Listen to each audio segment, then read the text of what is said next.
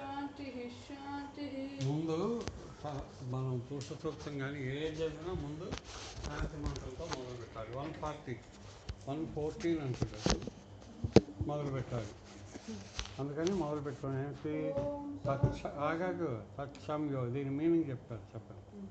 తత్సంయో రావణి మహే గాతుం యజ్ఞాయ గాతుం యజ్ఞపతయే దైవీ స్వస్తిరస్తునః స్వస్తిర్మానుషేభ్యః ఊర్ధ్వం జిగాతు భేషజం శంనో అస్తు ద్విపదే శం చతుష్పదే. ఓం శాంతి శాంతి శాంతి. తత్సంయో రావణి మహా, తత్ ప్లస్ శం యహ ఆవృణి మహే. మహే ఈ భూమికి ప్లేస్ ఇచ్చినటువంటి విశ్వం, జగత్తు, యూనివర్స్, ఇదంతా కూడా తత్సం యహ ఆవృణి. దీన్నంతటినీ ఆవృణి అంటే ఆవరించినటువంటి, తత్ ఏదైతే పరమాత్మ శక్తి ఉందో, ఒక గొప్ప శక్తి, మన ఊహకి మించిన శక్తి ఉందో, యహ ఏదైతే తత్ శక్తి ఆవరించి ఉందో ఆవృణి మహే. శం, ఇది ఇంపార్టెంట్. శం అంటే శాంతించుగాక. అంటే శాంతించడం అంటే ఈ భూమి మీద అంతా మనం ఉన్నటువంటి అన్ని జీవులు సుఖంగా జీవితాన్ని గడుపుగాక. తత్ శం యహ ఆవృణి మహే. తత్సంయో ఆవృణి మహే అంటే కరోనా ఇలాంటి వ్యాధులు రాకుండా హాయిగా ఆరోగ్యంగా ఆయుష్తో చక్కగా సంతోషంగా బాగా చదువుకుని మంచి సంతోషంతో మంచి ఉద్యోగం చేసుకుంటూ హాయిగా ఉండేలాగా, అలా ఉంటేనే శాంతంగా ఉన్నట్లు లెక్క. అలా మనం ఉండాలి అంటే పరమాత్మ మనకి ఆ రకమైన శాంతిని ప్రసాదించాలి. కాబట్టి తత్సం యహ ఆవృణి మహే. ఈ ఆవరించిన మొత్తం పరమాత్మ శక్తి. పరమాత్మ లేని ప్రదేశం లేదు. కాబట్టి ఆయన ఆవరించిన ప్రదేశం అంతా శాంతి నిండుగాక. గాతుం యజ్ఞాయ, ఇలా శాంతి నిండాలి అంటే ఆయన్ని మనం గుర్తుపెట్టుకుని ఏ పని చేసినా చెయ్యాలి. అది అలా చెయ్యడాన్ని యజ్ఞము అంటారు.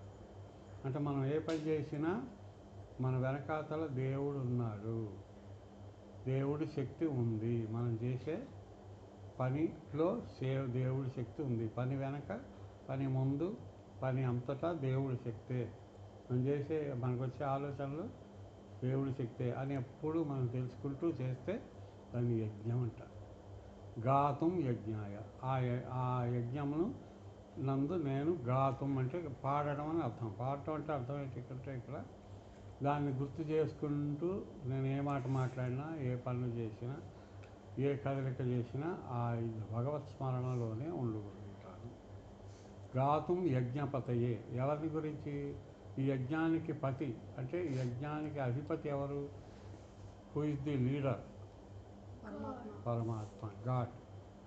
కాబట్టి ఆయన్ని, ఆ యజ్ఞపతికే అర్పితముగా ఆయన్ని గురించే, ఆయన గుర్తుపెట్టుకునే చేస్తాయి. ఏ పని చేసినా మన వెనకాతల ఏం గుర్తుకుండాలి? మనకి దేవుడు అనేది గుర్తుపెట్టుకోవాలి. గాతుం యజ్ఞాయ, ఇలా గుర్తుపెట్టుకోవడమే ఏమంటాం? యజ్ఞము. అన్నం తిన్నా, కూర్చున్నా, పడుకున్నా, ఏ పని చేసినా, చదువుకున్నా అన్నీ యజ్ఞమే, అంతా యజ్ఞమే. ఏ పని మనం యజ్ఞమే చేస్తాం. గాతుం యజ్ఞపతయే. అంటే అందరికీ తెలిసినంత వరకు యజ్ఞం అంటే నిప్పుకి పూజలు చేయడం కదా. అవును, అదే వస్తుంది. రాను నిధులనే చెప్తాడు దానికి దీనికి ఉన్నటువంటి ఇది. యజ్ఞపతయే, గాతుం యజ్ఞపతయే దైవీ స్వస్తిరస్తునః. ఈ యజ్ఞపతి ఎవరు? పరమాత్మ, దైవీ శక్తి. దైవీ మనదేమో మానవ శక్తి, జీవశక్తి. చీమకున్న శక్తి చీమశక్తి, జీవశక్తి. ఏనుగుకున్న శక్తి ఏనుగు శక్తి, జీవశక్తి.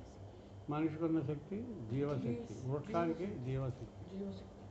అలా జీవం లేని దాంట్లో కూడా ఒక శక్తి ఉంటుంది. టీవీలో ఒక శక్తి ఉంటుంది, ఆన్ చేయగానే ఆ శక్తి పనిచేస్తుంది. అలాగే దేంట్లో అయినా కూడా ఒక శక్తి ఉంటుంది. కాబట్టి దైవీ స్వస్తిరస్తునః, ఇవి నహ అంటే మనందరికీ నహ అంటే అర్థం మనందరికీ దైవీ స్వస్తి రస్తు, మనకి శుభము కలుగుగాక. అస్తు అంటే కలుగుగాక, స్వస్తి అంటే మంగళము, శుభము శాంతము సంతోషము సుఖము కలుగుగాక. ఆ దైవీ శక్తి వల్ల మనందరికీ సంతోషం కలగాలి. నా ఒక్కడికే కాదు, మన అందరికీ. నహ అంటే ప్లూరల్ టెన్స్, ప్లూరల్ నంబర్, మనందరికీ. స్వస్తి మానుషేభ్య, ముఖ్యంగా మనం మానవులమై ఉన్నాం కాబట్టి మనుషులందరికీ సంతోషము సుఖము శుభము జరగాలి. స్వస్తిర్మానుషేభ్య ఊర్ధ్వం జిగాతు భేషజం. ఊర్ధ్వం అంటే పైకి ప్రయాణం, అధం అంటే కిందకి ప్రయాణం. మన ఆలోచనలు ఎప్పుడు ఎలా ఉండాలి? అభివృద్ధి వైపు ఉండాలి. ఊర్ధ్వం జిగాతు అంటే జిగాతు అంటే గెలవడం. మనం పై శక్తి అంటే పైకి వెళ్ళడానికి గెలవాలి, కిందకి దిగిపోకూడదు, ఓడిపోకూడదు. అన్నిటికీ దైవశక్తితో భేషజం అంటే మందు, ఈ దేవుణ్ణి గుర్తుపెట్టుకోవడం అనే మందుతో మనం ఎప్పుడు కూడా పైకి ఎదగాలే కానీ ఎదగకుండా ఉండిపోకూడదు, కృషించిపోకూడదు. ఊర్ధ్వం జిగాతు భేషజం. శంనో అస్తు ద్విపదే, శం నహ అస్తు ద్విపదే. ద్విపదములు మనము రెండు కాళ్ళు మనకి ఎన్ని ఉంటాయి? జంతువులకి ఎన్ని ఉంటాయి?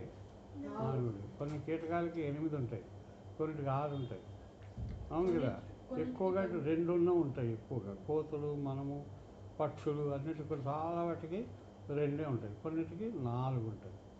అలా రకరకాలుగా ఉంటాయి. అందుకని శంనో అస్తు ద్విపదే, మన 2 కాళ్ళు కలిగినటువంటి మానవులం అందరికీ శం నహ అస్తు, శాంతి లభించుగాక. ఇక్కడ లోపల అర్థం ఏంటంటే ద్విపదము అంటే 2 పదాలు, అంటే 2 స్టెప్స్. మంచి చెడు మంచి చెడు, ఈ మంచి చెడు ఆలోచించు చేస్తూ ఉంటే మనకి శాంతి కలగాలి. ఇక్కడ ద్విపదం అంటే మంచి చెడుల యొక్క కాంబినేషన్ అని అంతరార్థం. శం చతుష్పదే, 4 కాళ్ళు ఉన్నవన్నీ కూడా సంతోషంగా సుఖంగా ఉండుగాక. అలా ప్రతిదీ 4, 6, 8, 15 అలా చెప్పలేరు కాబట్టి మ్యాక్సిమం 2 ఇక్కడ చెప్పారు, 4 అక్కడ చెప్పారు. 2 ఇక్కడ 4 ఇక్కడ, అంటే జంతువులు పక్షులు అన్నిటికీ కూడా శాంతి లభించుగాక. అంతరార్థం ఏంటంటే శం చతుష్పది, 4 పాదములతో నడిచే వాళ్ళకి సంతోషం కలుగు. 4 పాదములే ధర్మ అర్థ కామ మోక్షం. ఈ పుస్తకాల్లో ఉండదు. ఈ కాంబినేషన్లు ఎప్పుడు చూసుకుంటూ ఉండాలి. మనం చేసే పని ధర్మమా కాదా, అర్థవంతమైంది కారణమా కాదా, సరైన దాన్ని కోరుకుంటున్నామా లేదా, దీనివల్ల మనకి ముక్తి కలుగుతుందా లేదా. ముక్తి అంటే శాంతి, మనోవ్యాధి లేకుండా ఉండడం కలుగుతుందా లేదా. కాబట్టి శమనం అస్తు ద్విపది శం చతుర్పది. ఇంకో అర్థం ఏంటి? 2 కాళ్ళ జీవులు హాయిగా ఉండాలి, 4 కాళ్ళ జీవులు రకరకాలుగా ఉన్నవన్నీ కూడా హాయిగా ఉండాలి. మనోవ్యాధి అంటే మనకు ఎప్పుడు వరి తప్పు చేసామనుకో వర్రీగా ఉంటుంది, అయ్యో అయ్యో ఎంత పడతారని. అందుకని మంచిగా ఉండాలంటే ఎంత స్ట్రైట్ ఫార్వర్డ్గా ఉండాలి, అంటే మంచిగా పెద్దలు చెప్పినట్టు నడుచుకుంటూ ఉండాలి. మోడల్ ఎవరైతే మనకి ఎగ్జాంపులరీగా ఉంటారో వాళ్ళు చెప్పినట్టు నడుచుకుంటూ ఉండాలి.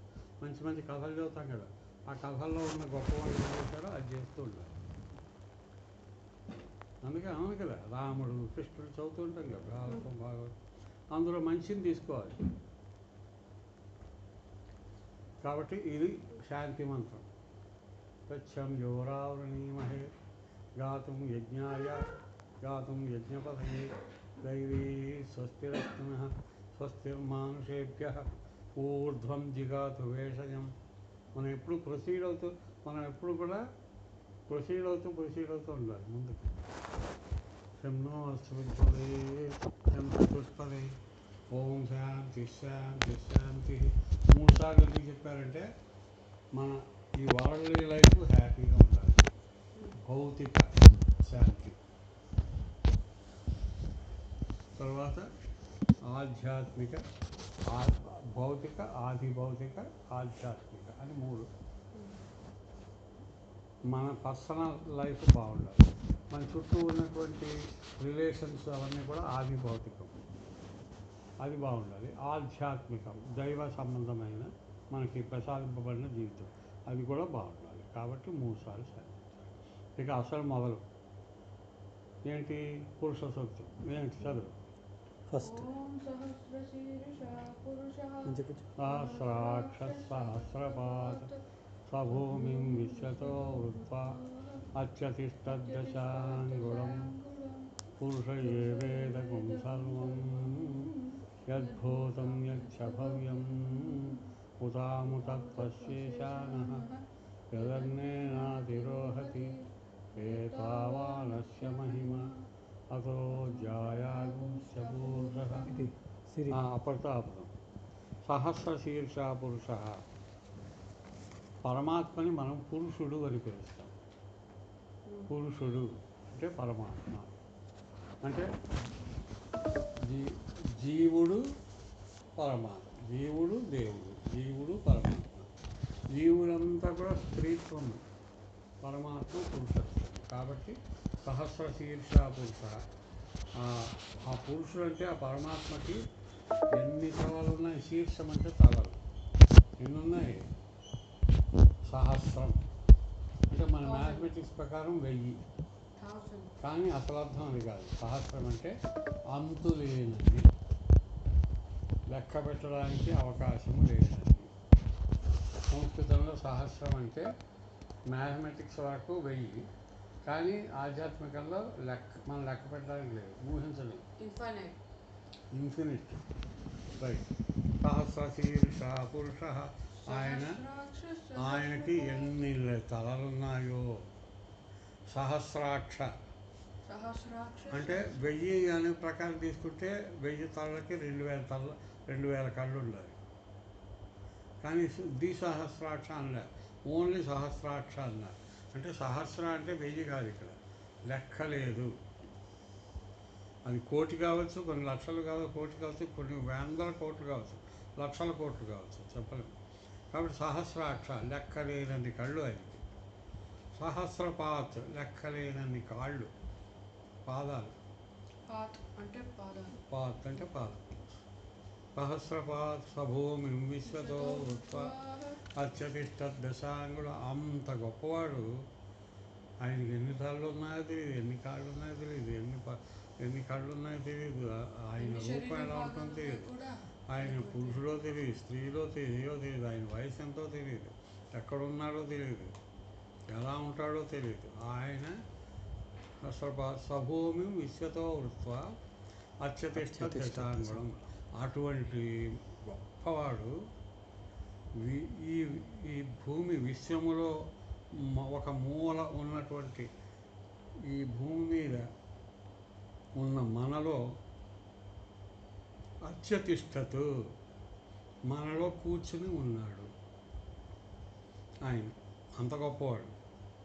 ఎంత గొప్పవాడు? మన లెక్కలు కాదు, అంత గొప్పవాడు. మన చెప్పలేనంత గొప్ప, ఊహించలేదు. అటువంటి వాడు 10 అంగుళం, 10 అంగుళాల రూపంలో మనలో ఉన్నాడు. అంటే షట్చక్రాలను ఉంటాయి మనలో, ఒక అర్థం. షట్చక్రాలంటే మూలాధారం, తర్వాత స్వాధిష్టానం, మణిపూరకం, అనాహతం, విశుద్ధం, సహస్రారం, ప్రజ్ఞాచక్రం, సహస్రారం. ఈ సహస్రారము 10 అంగుళాలు సుమారు ఉంటుంది.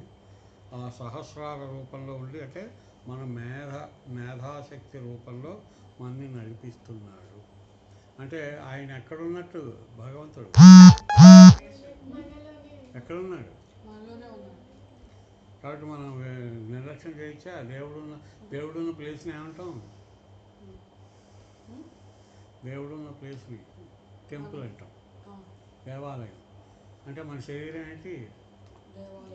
కాబట్టి రోజు స్నానం చేయాలా, శుభ్రం చేసుకోవాలా, టైంకి లేవాలా, చదివేటప్పుడే ఎంత పవిత్రంగానే చూడాలి. ఉతికిన బట్టలు వేసుకోవడం. మరి దేవాలయంలో ఎలా పట్టాలి? చెప్పులతో వెళ్తాం, అక్కడికి వెళ్ళి ఆటలాడుకుంటాం, దాగుడు మూతలు అవి ఆడం కదా దేవాలయంలో. ఆహా.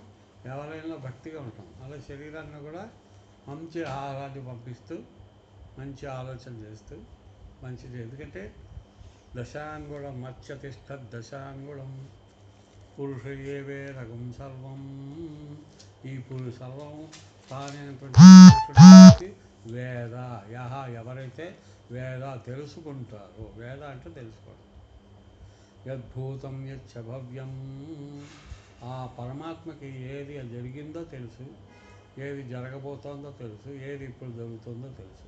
అటువంటి పరమాత్మ మనలో విరాజమానుడు, ఆయన కూర్చుని చక్కగా ఉన్నాడు కాబట్టి, ఆయన తన శక్తిని మనలో ప్రవేశపెట్టాడు కాబట్టి అది తెలుసుకుని మనము వ్యవహరించాలి.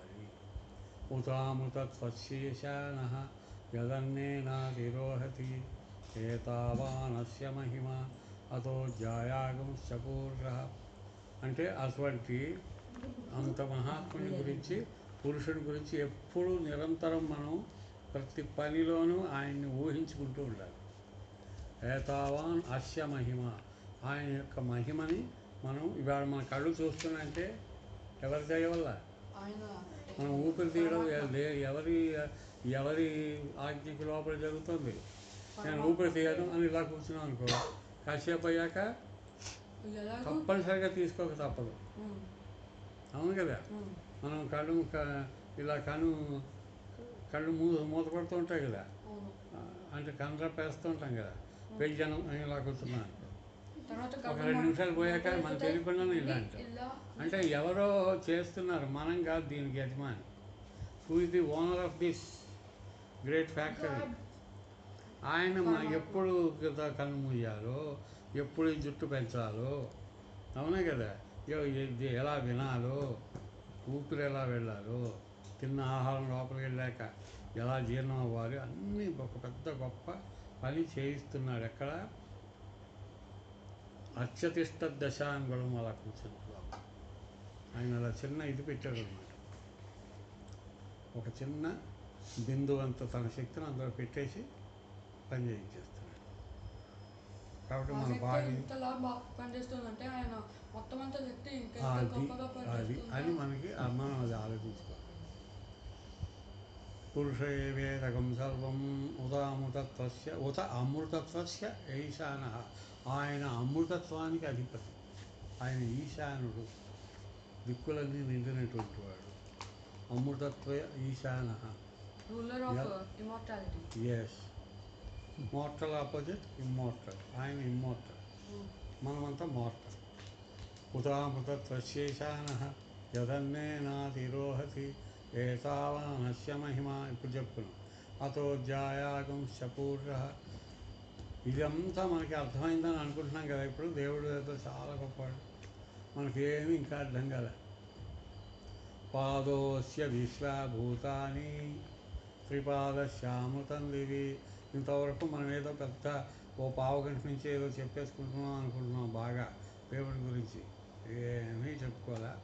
పాద అస్య భూతాని త్రిపాద శ అమృతం దివి.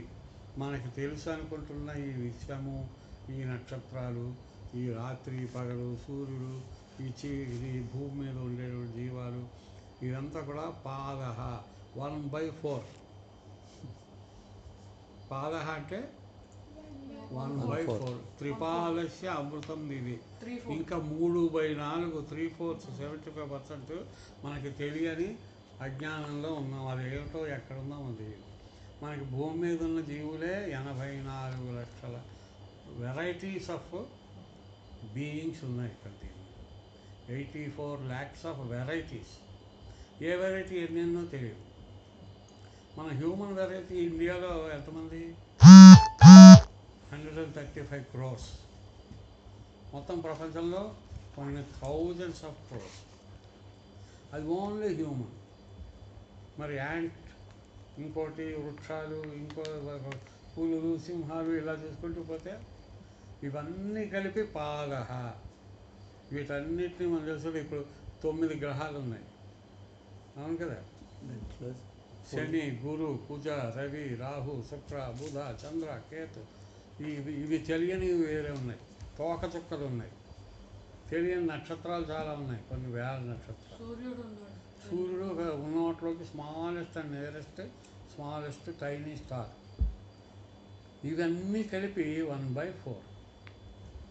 దీన్ని బట్టి మనకి తెలియని 3/4 గురించి ఆలోచిస్తూ అంటే ఈ బుర్ర ఈ లైఫ్ చాలానే చాలు. ఎంత వంగిపోవాలో చూడండి భగవత్ శక్తి ముందు. అది పురుష సూక్తానికి బాబు మరి 3/4 ఏముంటుంది? తెలియదు. ఈ 1/4గా ఇంత ఉంటే 3/4లో ఏముందో తెలియదు. త్రిపాదోర్ధ్వ పాదోస్య విశ్వభూతాని త్రిపాదస్య అమృతం దివి. మనకు అమృతము దివి పైన ఉన్నటువంటి ఆ అమృత భాగం గురించి మనకు త్రిపాదస్య, మనకు ఆ 3/4 3 పాదాలు ఉన్నది మనకి తెలియదు. ఉతామృతత్వ శేషాన అదేనా? త్రిపాదోర్ధ్వ ఉదయత్ పురుష. త్రిపాదూర్ధ ఉదయత్ పురుష. ఆ ఊర్ధ ఉదయత్ పురుష త్రిపాద ఆయన చేతిలో ఉన్నాయి, మిగిలినవన్నీ ఆయన ఒక్కడికే తెలుసు. ఎందుకు? ఆయన వాటిని అన్నింటినీ సృష్టించింది ఆయన కాబట్టి వాటి ఓనర్ ఆయన. దీన్ని బట్టి చూడండి భగవత్ శక్తి ఎంత అసామాన్యమైనది. త్రిపాద ఊర్ధ్వ ఉదయత్ పురుష పాదోస్యేహ భవాత్ పునః. పాదోస్య ఇహ భవాత్ పునః. అవి దీన్ని వెనక పునః పునః ఎన్నిసార్లు ఊహించినా కూడా మనకి తెలిసింది ఆ పాద అందులోనే ఉంటుంది. తతో విశ్వన్యక్రామతు శాసనానశనే అవి తస్మాత్ విరాట్ అజాయత. ఆ విధంగా విరాట్ అజాయత, విరాట్ పురుషుడు ఆ విధంగా అంత గొప్పవాడైనటువంటి పురుషుడికి నమస్కారం చేసే ఈ మంత్రము ఇది. ఇవంతే మంత్రం. విరాట్ అంటే greatest of the greatest of the greatest of the greatest Virat. ఆయన అక్కడి నుంచి చూస్తున్నాడు. విరాజో అధిపూరుష సజాతో అచ్చరిచ్చత. తర్వాత పశ్చాద్భూమి అధోపుర. తర్వాత యత్పురుషేణ హవిష. పశ్చాద్భూమి అధోపుర. ఇవన్నీ తెలుసుకున్న పశ్చాత్ తర్వాత, పశ్చాత్ అంటే తరువాత, ఇవన్నీ కనుక మనం ఆలోచించుకుంటే అధః పురః మనం ఉన్నటువంటి ఈ ప్రదేశము అంటే భూమి. ఈ భూమి ఎక్కడి నుంచి వచ్చింది? సూర్యుల్లోంచి ఊడిపడిన చిన్న మొక్క. ఆ మొక్క గిరగిర తిరుగుతూ తిరుగుతూ తన చుట్టూ తను తిరుగుతూ సూర్యుడు చుట్టూ తిరుగుతూ రౌండ్గా తయారై అందులో 3 వంతులు నీళ్లుంటే, 1 వంతులో పొడి ప్రదేశం ఉంటే మనలాంటి జీవులు ఒక 54 లక్షల జీవులు తిరుగుతుంది. అధః పశ్చాత్ భూమి అధోపుర. ఈ అధః ఈ రకమైనటువంటి ఈ పురము అంటే ఈ మన నివాసయోగ్యమైనటువంటి ప్రదేశం అంతా ఎంత చిన్నదో, ఎంత సూక్ష్మాతి సూక్ష్మమో చూసుకోండి. ఇక్కడ ఇంకొక అర్థం ఏంటంటే పురః అంటే శరీరము. పురం అంటే 9 ద్వారాలు కలిగిన దాన్ని పురం అంటారు. మనకి కళ్ళు, ముక్కు, రకరకాలైనటువంటి ఈ ద్వారాలు కలిగినటువంటి శరీరము పురము. మన శరీరం ఎంత అశాశ్వతమైంది, అది చాలా చిన్నది, smallest minutest of the minutest of the minutest of the minutest. ఇలా అంటూ గంట సేపు అన్నా కూడా ఇంకా ఇంకా మైన్యూటే. పశ్చాత్ భూమి వసోపుర. చూడు చిన్న పదాలు ఎంత పడుతుంది. యత్పురుషేణ హవిష. అటువంటి పురుషుడికి మనం హవిష యజ్ఞము చేత ఆయనకి ఆరాధన చేస్తున్నాం. ఏమిటా యజ్ఞం? పుట్టినప్పుడు అమ్మ అని అరిచినప్పటి నుంచి యజ్ఞం మొదలైంది. పుట్టినప్పుడు ఒక వచ్చే కేక నుంచి మొదలైంది లాస్ట్ వరకు, అది యజ్ఞం. తత్పురుషేణ హవిష దేవాయజ్ఞమతన్వత. అదేనా? వసంతో అస్యాసీరాజ్యం గ్రీష్మయత్మశరద్ధరి. వసంతో అస్యాసీరాజ్యం గ్రీష్మయత్మశరద్ధరి. ఇలాంటి minutest of the minutest of the minutest లైఫ్లో మనకి సౌకర్యం కోసం వసంతో అస్యాతి సీతాజ్యం. ఈ యజ్ఞంలో ఒక 6 ఋతువుల్ని పెట్టాడు మనకి. ఈ యజ్ఞంలో ఆజ్యం అంటే నెయ్యి. వసంత ఋతువుని నెయ్యిగా మనం వాడుకుంటున్నాం. అంటే నెయ్యిగా పోల్చారు. హోమం చేసేటప్పుడు నెయ్యి వేస్తారు అందులో ఆ మంటలో. వసంతో అస్యాసి రాజ్యం. వసంత ఋతువు. గ్రీష్మ యుగ్మ శరత్ కవి. పెరుగు నెయ్యి కలిపినటువంటి గ్రీష్మ యుగ్మ శరత్ కవి. అందులో పెరుగు నెయ్యి కలిపింది మళ్ళీ వేస్తుంటారు అందులో యజ్ఞాల్లో. విడిగా నెయ్యి వేస్తారు, విడిగా పెరుగు వేస్తారు, నెయ్యి పెరుగు కలిపేస్తారు, పాలు వేస్తారు, రకరకాల ఔషధాలు వేస్తారు, రకరకాల కొమ్మలు వేస్తారు, ఆకులు వేస్తారు, రకరకాలవన్నీ వేసి భగవంతుని కీర్తిస్తారు. ఇందాక చూడు, మామూలు ఒక యజ్ఞ కుండం అని ఏర్పాటు చేసి ఇటుకలతో తయారు ఇప్పుడు అది వస్తుంది ఇప్పుడు, అందుకని చెప్తా. ఆ యజ్ఞకుండం తయారు చేసి కరెక్ట్గా అడిగారు టైం. ఆ యజ్ఞకుండంలో మనం చేసినప్పుడు ఆ పొగ వల్ల, ఆ పొగలో ఎన్నుంటాయి, అనేక సమిధలు కాలి ఉంటాయి. ఈ సమిధలు ఎక్కడి నుంచి వచ్చాయి? చెట్లలోంచి వచ్చాయి. చెట్టు కొమ్మల్లోంచి విరిచి పట్టుకొచ్చారు. ఆ చెట్టు ఒక్కొక్క చెట్టుకి ఒక్కొక్క మందు గుణం ఉంటుంది, ఔషధం. ఒక్కొక్క చెట్టు ఒక్కొక్క ఆయుర్వేద ఔషధం అన్నమాట. మామిడిపళ్ళు తింటాం కదా, అది ఔషధమే. పుచ్చకాయ తింటాం కదా, ఔషధమే. అరటిపండు తింటే ఔషధమే. అరటికాయ కూర చేసుకుంటే ఇవన్నీ కూడా శరీరానికి మందులు. ఇవన్నీ మన ఆహారంలా ఉపయోగించుకుంటున్నాం. ప్లస్ మందులు కూడా అవి ఔషధాలు. అవి కూడా ఔషధాలు.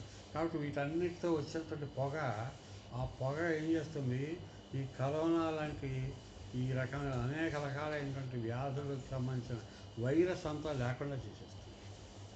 అందుకనే మన వాళ్ళు పూర్వము ఈ యజ్ఞ కుండాలు అనేది పెట్టారు. ఈ యజ్ఞకుండాల్లో ఇది మన జీవితం అనే యజ్ఞం అనుకున్నాం కదా ఇంతకుముందు, పుడుతూనే యజ్ఞం, అవును కదా. ఈ యజ్ఞంలో వసంత ఋతువు ఒక విధంగా మన శరీరాలకు ఉపయోగం. అది ఆజ్యం కింద. గ్రీష్మ చెప్తా గ్రీష్మ యుగ్మ శరత్ కవి. తర్వాత వసంతో సప్తాస్యాసన్ పరిధి. గ్రీష్మ. ఈ విధంగా 2-3 ఉదాహరణలు ఇచ్చారు. అంటే ఋతువులు వస్తున్నాయంటే, ఎండాకాలం వస్తుందంటే అది పరమాత్మ ఇచ్చినటువంటి గిఫ్ట్. వసంత అంటే ఎండాకాలం. ఈ ఎండాకాలం ఎవరిచ్చిన గిఫ్ట్? ఇప్పుడు ఎండాకాలం అవడం వల్లే కరోనా మన దేశంలో ఎక్కువగా లక్షల్లో లేదు. ఎందుకు? దానికి వేడి పడదు. అమెరికా లాంటి దేశాల్లో, శీతల దేశాల్లో ఎక్కువైపోయింది. దానికి వేడి పడదు, అందుకని ఇక్కడ ఎక్కువ అవుతుంది. మనకి నిజంగా భగవంతుడి దయ కాదు, వసంత ఋతువు వల్ల ఆ టైంకి వచ్చింది. సమ్మర్ టైం కాకుండా వింటర్ టైంకి వచ్చుంటే మన బాధలు చెప్పలేము. నిజంగా లక్. వసంతో అస్యాసి రాజ్యం. ఎప్పుడు చెప్పారు ఇది? కొన్ని లక్షల వేల సంవత్సరాల క్రితం చెప్పారు, యుగాల ముందు చెప్పింది. అది ఇవాళ కూడా ఉపయోగిస్తుంది. ఇవాళ చెప్పే ఉదాహరణ కూడా ఉపయోగిస్తుంది. వసంతో అస్యాసి రాజ్యం. గ్రీష్మ యుగ్మ శరదవి. గ్రీష్మ ఋతువు కూడా అదే రకంగా మనకి హెల్ప్. శిశిర ఋతువు హెల్ప్. ఇంకో ఋతువు, అన్ని రకాల ఋతువులు ఆయా హెల్ప్. ఇవన్నీ కూడా పరమాత్మ మనకి ఇచ్చినటువంటి, ప్రసాదించినవి. అంటే అన్నీ ప్లాన్డ్గా జరుగుతున్నాయి. ఏది జరిగినా మనం దేన్ని అండర్ ఎస్టిమేట్ చేయకూడదు. మామూలుగా ఏదో అనుకోకూడదు, మన కోసం అని అనుకోకూడదు. ఇది for the peaceful life of the world. వసంతో అస్యాసి రాజ్యం గ్రీష్మైర్మ శరద్హవి. ఇప్పుడు నువ్వు అడిగిన ప్రశ్న వస్తుంది. సప్తాస్యాసం పరిధయ త్రిసప్త సమిధ కృతా దేవాయజ్ఞం తన్వానా అబధ్రన్ పురుషం పశుం. సప్తాశ్యాసన పరిధయ. ఇటుకలు పెట్టి ఎందుకు చేస్తారు? అదిగా ఇటుకలు ఏం చేస్తారంటే ఒక దీర్ఘచతురస్రాకారం లాగా, లేదా స్క్వేర్గా కానీ, రెక్టాంగులర్గా కానీ పెడతారు. స్క్వేర్గా పెడతారు, రెక్టాంగులర్గా కూడా పెడతారు. అది మన ఆచారాన్ని బట్టి పెట్టి ఏం చేస్తారంటే దాని మీద ట్రయాంగులర్గా కూడా పెడతారు. రెక్టాంగులర్ మధ్యలో ట్రయాంగిల్. ట్రయాంగిల్ అంటే త్రిభుజం. ట్రయాంగిల్ బ్రిక్సా? ఒక బ్రిక్, Triangular shape bricks. ఒక బ్రిక్ Triangle shape పెడతారు. ఇక్కడ ఒక బ్రిక్, ఇక్కడ ఒక బ్రిక్, ఇక్కడ ఒక బ్రిక్, అవునా? మళ్ళీ ఒక బ్రిక్, 2, 3, 4 బ్రిక్కులు, మళ్ళీ 5, 6 ఇటు 3 పెట్టారు కాబట్టి 3 ఇటు పెడతారు. ఇక్కడ ఆ పైన 4 పెట్టారు కాబట్టి కింద 4 పెడతారు. Rectangle. ఒక బాక్స్ అది అయింది. ఏమైంది? 1 2 3 1 2 3 4 1 2 3 1 2 3 4 రెక్టాంగిల్ అయింది. ఆ రెక్టాంగిల్ త్రిభుజం 1 2 3 1 2 3 1 2 3 అంటే ఒక స్టార్ ఆకారంలో పెడతారు. ఆటోమేటిక్గా స్టార్ ఆకారం వచ్చిందిగా. ఇలా ఉన్న చోట మధ్యలో ఇలా పెడితే ఏమైంది? ఒక సుమారు స్టార్ ఆకారంలో వచ్చింది కదా. పెడతారా? లాగా వచ్చింది. లాగే స్టార్ ఆకారం అంటే స్టార్కి ఆకారం కాదు అది. మన కళ్ళకి ఆ లైటు, ఆ కిరణాలు అలా కనపడతాయి మనకి స్టార్ ఆకారంలో. ఆ స్టార్కి ఆకారం కాదు, అది గుండ్రంగా ఉంటుంది. అంటే కొద్దిగా మన కళ్ళకి కిరణాలు ఇది ఒక కిరణం ఇటు, కొన్ని కిరణాలు ఇటు ఇలా వెళ్ళడంలో ఆ స్టార్ ఆకారంలో అలా కనపడతాయి మనకి. అది హ్యూమన్ అయితే కనపడతాయి. మరి పక్షులుగా ఎలా కనపడతాయి? ఏ ఆకారం చెప్పండి.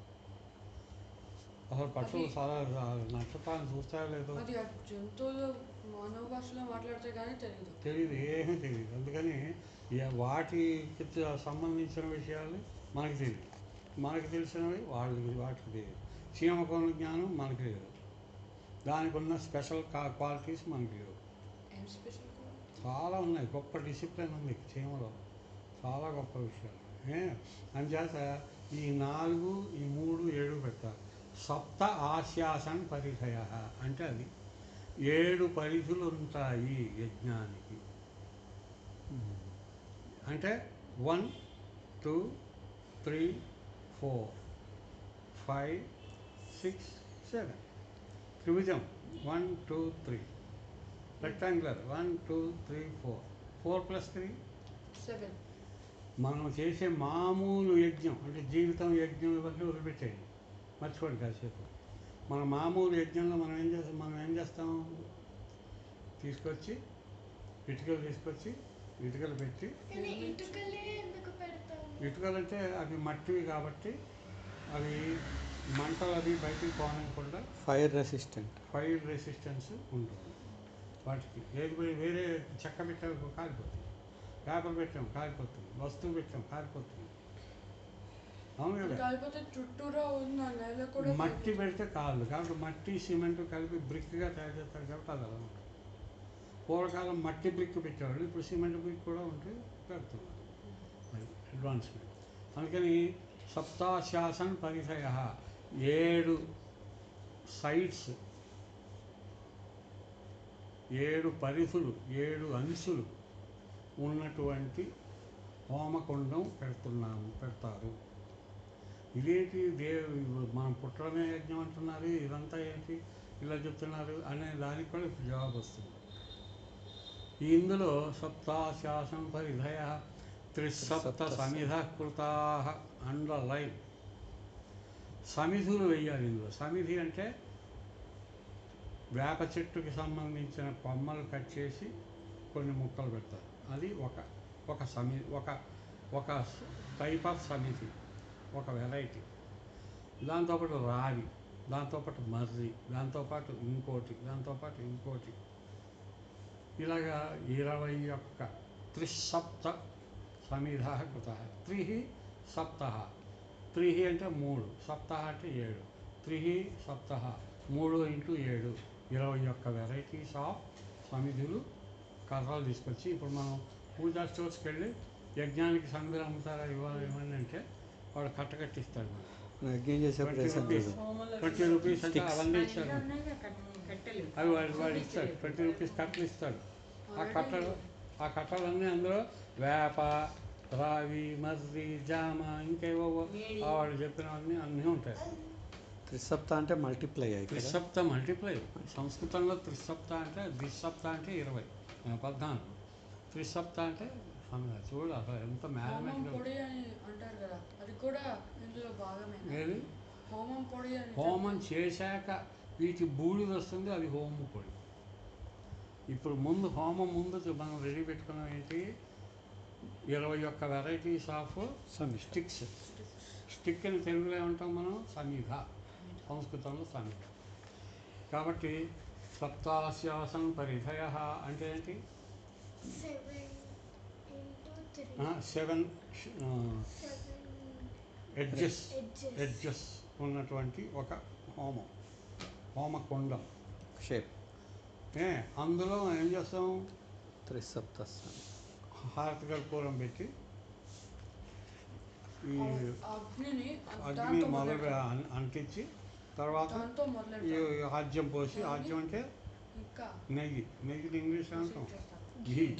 ఘీ కర్డ్ ఇవన్నీ పోసి అది వస్తుంటే అప్పుడు సమకలు ఒక్క మంత్రం చదవడం వేస్తాం, మంత్రం చదవడం వేస్తాం. దానివల్ల ఇంకా ఇది బయటికి కనపడే యజ్ఞం. మనం ఇందాక అనుకున్నది అసలైన మీనింగ్ యజ్ఞానికి. మరి బయటికి కనపడే యజ్ఞానికి ఎందుకు ఇంత ప్రాముఖ్యత ఇస్తున్నారంటే, ఇప్పుడు సప్తాస్యాసన పరిధయ త్రిసప్త సమిధకృతా దేవాయజ్ఞం తన్వానా అబద్ధం పురుషం పశుం. ఆ పరమ పురుషుడిని ధ్యానిస్తూ ఆయన అందులో బంధించినట్టుగా, ఆయన అందులో ఉన్నాడని భావించి అబద్ధం అంటే ఆయన అందులో బద్ధుడిని చేసి ఎవరిని? పురుషం, ఆ పరమ పురుషుడిని మనం యజ్ఞం చెయ్యాలి. మరి మనం చేయటం లేదు కదా, ఇంట్లో రోజు చేయటం లేదుగా. అవునా? చేస్తున్నా? లేదు, చేస్తున్నాం. చెయ్యాలి. ఎలా చేస్తామండి? ఎలా చేస్తే ఇది యజ్ఞం అనుకున్నాం కదా, లైఫ్ అని. పొద్దున్న లేచినప్పటి నుంచి పడుకునే వరకు చేసే ప్రతి పని యజ్ఞం కదా. ఇది యజ్ఞం, అదే యజ్ఞం, ఆ యజ్ఞమే ఇది. ఎలా? సప్తాస్యాసన పరిధయ. ఈ పుస్తకాల్లో రామకృష్ణ పరమహంస వాళ్ళు రాస్తారు కదా, ఏమీ రాయకుండా మన మనుషులకు ఇంటెలిజెన్స్ పెరగకూడదని చేస్తారు. అసలు ఏంటంటే సప్తాస్యాసన పరిధయ, 7 అంచులు కలిగినటువంటి హోమకుండం ఇదే. మన వరల్డ్, మన చుట్టూ ఉన్న వాతావరణం ఎలా? తూర్పు, పడమర, ఉత్తర, దక్షిణ, పైన, కింద, ఎన్నయ్యాయి? 6.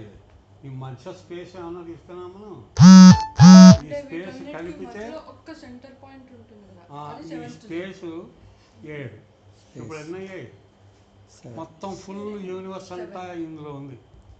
ఈ 4 గదుల్లో యూనివర్స్ అంతా చిన్న రూపంలో ఉంది. ఇదే పెద్ద రూపంలోకి అయితే యూనివర్స్. 4, 5, 6, 7. 1, 2, 3, 4, 5, 6, 5, 6, 7 మధ్య కాబట్టి మనం ఇప్పుడు ఏం చేస్తున్నాం? ఇవాళ మనం నలుగురం ఇక్కడ పూజలు చేస్తున్న పని ఏంటి? యజ్ఞము. మరి 21 సమిధులు ఏంటండి?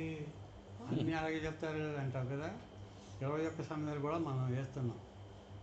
ఏంటంటే మన బాడీ ఇవాళ మాత్రం నిలబడి ఉందంటే దానికి కారణం 5 శక్తులు, పంచభూతములు అంటారు. వాటిని ఏమంటారు? భూమి, ముందు భూమితో మొదలు. భూమి, నీరు, అగ్ని, వాయువు, ఆకాశం. ఎన్నయ్యాయి? 5. లెక్క పెట్టు. మరి మన శరీరంలో కర్మేంద్రియాలని కొన్ని ఉన్నాయి. కర్మేంద్రియాలు, చేతులు, కాళ్ళు, మొండం, 2 చేతులు 2 కాళ్ళు, మొండం ఉన్నాయి కదా, 5. ఎన్నయ్యాయి? జ్ఞానేంద్రియాలు కొన్ని ఉన్నాయి. ఎన్ని? కళ్ళు, ముక్కు, నాలుక, చెవి, చర్మం. 5. ఎన్నయ్యాయి? 15. 5 + 5 + 5 = 15. అవునాయి కదా. మరి వీటి సహాయంతో మనం కొన్ని క్రియేట్ చేసుకుని వాటితో మనం కమ్యూనికేట్ చేస్తున్నాం. శబ్దం పుడుతోంది. 16. స్పర్శ ఇలా పట్టుకుంటే ఇది దిండు, ఇది సిరి, ఇది సోఫా. శబ్దం, స్పర్శం. రూపం 18. రసం, ఫీలింగ్. నీరు, రసం ఒక పలచగా ఉండి తాగేది ప్లస్ ఫీలింగ్ కూడా రసం ఉంటుంది. 90. శబ్ద స్పర్శ రూప రస గంధాలు గంధ స్మెల్ Smell. స్మెల్ ఇవి ఈ కర్మేంద్రియాల కారణం వల్ల ఈ జ్ఞానేంద్రియాల వల్ల ఈ భూమి నీరు నిప్పు అవన్నీ ఉన్నాయి కదా వీటి వల్ల మనం ఈ 5 కూడా కలుపుకుంటే మన లైఫ్లో మనం పనులు చేయగలుగుతాం. నేను మాట్లాడుతున్నా మీరు వినపడుతుందంటే ఇక్కడ ఏమి ఉపయోగిస్తున్నాను నేను? శబ్దం. వీటిని ఇంకా సైకిల్ కూడా మరి అంటే పంచభూతాలు, కర్మేంద్రియాలు, జ్ఞానేంద్రియాలు, తర్వాత ఈ పంచ తన్మాత్రలు. దీన్ని తత్తు ప్లస్ మాత్ర తన్మాత్ర అంటారు. శబ్దస్పర్శ రూపరస గంధాలు. ఏంటి ఏదో డౌట్? అంటే ఇప్పుడు ఇందాక మీరు నేను ఇక్కడ చెప్తున్నారు కదా, అది ఏం యూజ్ చేశానంటే శబ్దం అని చెప్పాం కదా అందరం. దాంతోపాటు సైకిల్ కూడా కొన్ని చేస్తున్నారు కదా. ఇంకా ఆ సైకిల్ నేను చూస్తున్నాగా. అవి చూపు అని కూడా చెప్పబోతున్నా. అంతే. టేస్టే రసం. టేస్ట్ అనేది ఫీలింగ్లో వస్తుంది. ఇప్పుడు మామిడి పండు తీయగా ఉంది, ఆ తీయగా ఉందన్న ఫీలింగ్ వస్తుంది కదా, రసం అంటారు. అది రసం. ఫీలింగ్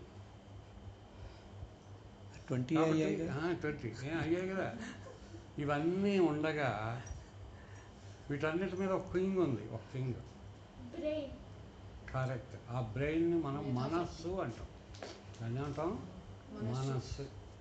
వీటంటి మీద కింగ్. మన వాళ్ళు పురాణాల్లో దీన్ని ఇంద్రుడు అని చెప్తారు. మనం సంతోషంగా ఉంటే స్వర్గం, ఆ స్వర్గానికి అధిపతి ఎవడు? ఇంద్రుడు. అసలు ఇంద్రుడు అనేది స్వర్గం అనేది లేదు. ఇదే ఇంద్రుడు అంటే వీడే. ఇప్పుడన్నీ 5 + 5 + 5 + 5 + 1 = 21. త్రిసప్త అంటే 3 ఏళ్ళు ఎంత? 3 × 7 ఎంత? 3 7 జా 21. సరిపోయిందా లేదు? కర్మేంద్రియాలు, జ్ఞానేంద్రియాలు, పంచభూతాలు, పంచ తన్మాత్రలు, మనస్సు, అహం నేను అనే భావం. అవి చేతులు. కాబట్టి సప్తాశ్యాసం పరిధయ త్రిసప్త సమిధ కృతా. అందులో వేసే సమిధలు ఏంటి? దేవాతద్యజ్ఞం ధన్వానా. ఇది మనం చేసే యజ్ఞం. కాబట్టి మనం యజ్ఞం చేస్తున్నాం లేదా? భౌతికమైన రూపమేమో ఇటుకలతో పెట్టి నెయ్యేసి పెరిగేసి చేసేది వసంతో అశ్యాసి. దాన్ని ఎందుకు పెట్టారు అంటే ముందు అలా మొదలు పెడితే అప్పుడు అగ్ని కొద్దిగా కొన్నాళ్ళు అయ్యాక తెలివి పెరిగాక అసలు అర్థం ఇదా అని తెలుసుకుంటారు. పిల్లలకి అన్నం పెట్టేటప్పుడు చందమామని చూపించి, చందమామకి మనం తినే భోజనానికి సంబంధం లేదు, కానీ పూజారి వస్తాడు, పోలీసు వస్తాడు, ఏదో అంటాం అని తినేయడం అలవాటు చేశాక పెద్ద అయ్యాక అమ్మ చిన్నప్పుడు పూజారి వస్తాడు తినకపోతే అని చెప్పేది, చందమామని చూపించేది అని అనుకుని అసలు అర్థం అప్పుడు తెలుస్తుంది. అలాగే మహాపండితులు ఇది పెట్టి యజ్ఞాలు ఇలా చేయిస్తే తర్వాత అసలు మన లైఫే యజ్ఞం అని అనుకుంటే ప్రతి నిమిషం యజ్ఞం అన్నది మర్చిపోకుండా చేస్తే ఇక మన వల్ల పొరపాటు తప్పనే పనే జరగదు, తప్పే జరగదు. No mistake will be committed.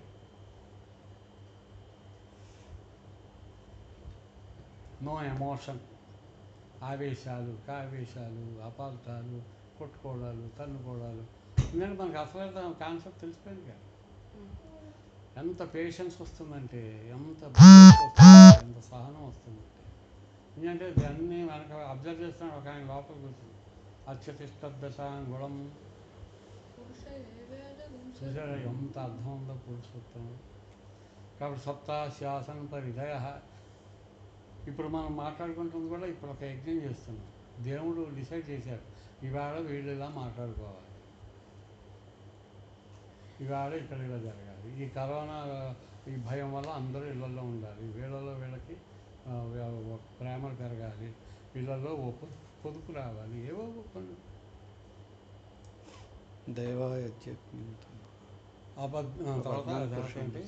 సప్తాశ్యాసన పరిధయ త్రిసప్త సంగకృత దేవాయజ్ఞం తన్వానా అబద్ధం పురుషం పశుం తం యజ్ఞం బర్హిషి ప్రోక్షం పురుషం జాతమగత. ఆ విధంగా బర్హిషి ప్రోక్షం, ఆ విధంగా మనం చేసే మనసుతో చేసి సంప్రోక్షణ చేయడం వల్ల, అంటే ప్రతి పని దైవభావంతో చేయడం వల్ల దాన్ని సంప్రోక్షణ అంటారు. ప్రతి పని దైవభావంతో చేస్తే నీరు తీసుకుని చల్లితే అది పవిత్రం అవుతుందంటే అర్థం. అది దైవభావంతో చేయడం వల్ల అబద్ధం పురుషం పశుం. ఆ విధంగా పురుషుడు పశువు వలె ఆ యజ్ఞములో బద్ధుడై ఉంటాడు. దాన్ని అపార్థం చేసుకుని వీళ్ళు పురుషం పశుం అని ఒక పశువుని తీసుకొచ్చి యజ్ఞంలో బలి ఇవ్వడం మొదలెట్టారు జనం. తప్పదు. అభద్రం పురుషం పశుం అంటే పురుషుడు పశుం అంటే చెప్పింది విని చేసేది అని అర్థం. తనే సొంతంగా ఆలోచించదు. పద అంటే పద, ఓ అంటే ఆగిపోతుంది. అవును కదా. అలాగే పురుషుడు కూడా మనం చెప్పినట్టు ఆయన పరమాత్మ కూడా అందులో ఒదిగి ఉంటాడు అని. కాబట్టి అబద్ధం పురుషం పశుం. తర్వాత తం యజ్ఞం బర్హిషి ప్రోక్షం పురుషం జాతమగ్రత తేన దేవా అయజంత. తేన దేవా అయజంత. ఆ విధమైనటువంటి కృత్యముల చేత దేవుడు ఈ యజ్ఞములో తాను మళ్ళీ జన్మిస్తూ ఉంటాడు ఎప్పటికప్పుడు. అయజంత యజ్ఞములో జన్మిస్తూ ఉంటాడు. తేన దేవాయజంత సాధ్యార్షయశ్చయ. ఇది సాధ్యార్షయశ్చయ, ఇది ఋషులు ఆలోచించి చెప్పినటువంటి ఒక గొప్ప సత్యము. తర్వాత తస్మాత్ యజ్ఞాత్ సర్వహుతః.